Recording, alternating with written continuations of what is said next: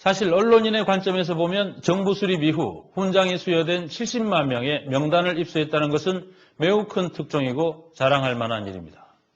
그런데도 이 큰 특종을 KBS 간부들은 방송하지 못하게 막고 있습니다. 그들은 여러 가지 내용을 삭제하라고 요구해 왔다는데요. 그중 하나가 박근혜 대통령의 아버지 박정희 전 대통령이 한일협정 체결 과정에서 기시 노부스케 전 일본 총리에게 보낸 2장의 친서 내용입니다. 어떤 내용이길래 KBS 간부들은 자신들이 한 이 큰 특종의 방송을 막고 있는 것일까요? 김세범 PD가 취재했습니다. 박정희 전 대통령은 재임 기간 동안 일본인 70여 명에게 훈장을 줬습니다. 이 가운데 KBS 탐사보도팀 제작진이 특별히 주목한 사람은 기시 노부스케입니다. 일본 총리를 지냈고 현 아베 총리의 외할아버지기도 한 기시 노부스케는 1970년 6월 18일 청와대에 와서 수교 훈장 광화장을 받습니다. 박 전 대통령이 그에게 훈장을 준 명목은 1965년 한일 수교 협정에 대한 공로였습니다. 기시 노부스케는 일본 정계의 마쿠 실력자로 한일 협정 체결을 물밑에서 주도했던 인물입니다. 그는 1936년 만주국의 산업 차관을 지내며 식민지 수탈을 주도했고 이후 태평양 전쟁 당시 일제의 상공부 대신을 맡아 군수물자 조달을 책임지는 등 수많은 조선인 청년을 강제 동원해 죽음으로 내몰았던 A급 전쟁 범죄자였습니다.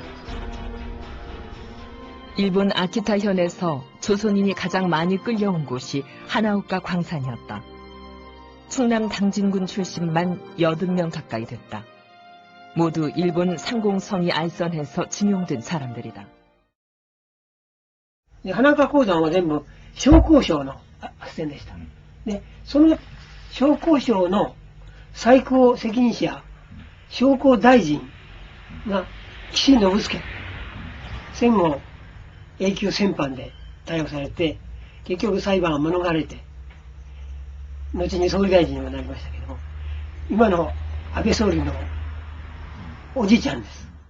1940년대 가장 많은 사람들이 강제동원, 이제 강제동원되고, 그 다음에, 죽게 되지 않습니까? 전쟁터에 동원되고, 군인으로 동원되고, 노동자로 강제동원됐고, 노예노동에 종사할 때 바로 그런 것을 위반하고 실행해 옮겼던 책임자예요. 그래서 그런 점에서 뭐냐면, 일제의 침략 전쟁에 조선인들을 희생시키고, 그와 같은 그 책임자 중에 한 명이라는 것이죠. KBS 탐사보도팀 제작진은 박정희와 기시의 관계를 추적하던 중 박정희가 기시에게 보낸 2통의 친서를 확인했습니다. 현재 원본은 일본 국회 도서관에 보관돼 있는데 국내에 그 사본이 국사편찬위원회에 있습니다. 그 편지엔 어떤 내용이 담겨 있을까? 뉴스타파는 국사편찬위를 찾아가 확인해봤습니다.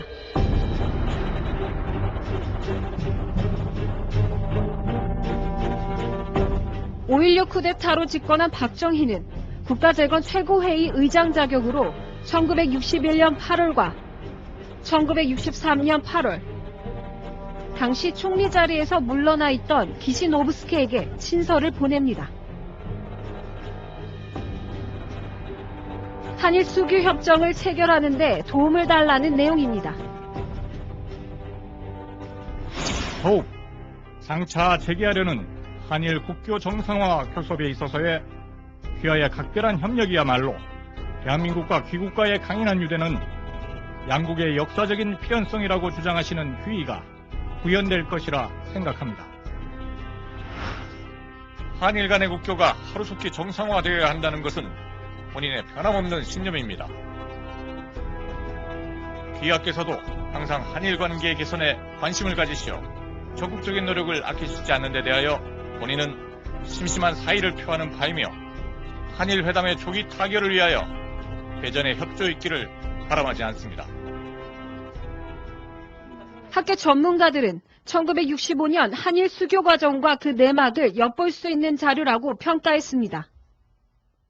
근데 물론 거기에는 그 동등한 입장에서 새로운 관계를 맺겠다라고 하는 것보다는 아무래도 기시 씨의 그 머릿속에는 과거에 있었던 그러한 만주에서의 경험이나 이런 것들이 기저에 깔려 있었던 것은 분명하겠죠. 그러니까 그게 대아시아주의 또는 일본 맹주론이라고 하는 것이 반공주의와 결합이 되면서 일본이 아시아에서 리더의 역할을 하겠다, 자임하겠다라고 하는 그런 입장에서 나왔던 그런 행동이다. 흥미로운 것은 기시의 답장과 박정희가 두 번째 보낸 편지의 전달자 역할을 친일파 박흥식이 맡았다는 점입니다. 박흥식은 일제에 수많은 돈을 바쳤고 1944년에는 일제에 전투기를 보낼 목적으로 조선 비행기 공업 주식회사를 설립하는 등 일제의 침략 전쟁에 적극적으로 협력한 대표적 친일파입니다. 이 때문에 박흥식은 1949년 반민특위의 제1호 체포자로 기록됐고 2009년 대통령 소속위원회도 그를 친일 반민족 행위자로 규정합니다. 과거 강상준 교수 등이 집필한 기시노부스케와 박정희라는 책에서 이 편지의 내용 일부가 언급된 적은 있지만 언론에서 친서의 전문을 확보해 그 내용과 맥락을 소개한 것은 KBS 탐사보도팀이 처음입니다. 하지만 KBS 보도본부 간부들은 제작진에게 이 친서와 관련된 내용을 모두 삭제하라고 요구했습니다. 한쪽은 박정희 대통령의 딸이고 또 한쪽은 그 기시 노부스케 총리의 그 외손자고 그런 관계가 지금 또 한일 관계를 또 이렇게 이끌어가는 그런 리더들이 되어 있기 때문에 과거의 역사가 그 기시감으로 다가올 수밖에 없는 그런 부분이 있겠죠. 그러니까 과거의 역사가 가지고 있는 아직도 풀리지 않은 한일 관계의 숙제 같은 것들이 지금 양국을 누르고 있다고 이렇게 할 수 있겠고 그러한 것들이 현 정권에게 부담이 되는 것은 사실일 것 같습니다. 이렇게 KBS 탐사보도팀이 심층 취재한 중요 내용이 계속 방송되지 못하는 사이 한일 정상회담이 열렸습니다. 그러나 청와대의 설명과 달리 일본군 위안부 문제 해결을 위한 실질적 진전은 없었습니다.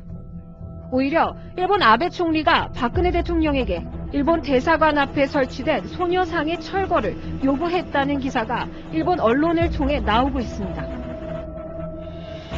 박정희 전 대통령이 전범 기시에게 보낸 편지와 일본인에게 준 훈장의 내역을 통해 현재 한일 간 과거사 문제의 뿌리를 들춰내려던 KBS 탐사보도팀의 취재 노력은 KBS 간부들의 통제에 막혀 불거품이 되고 말았습니다.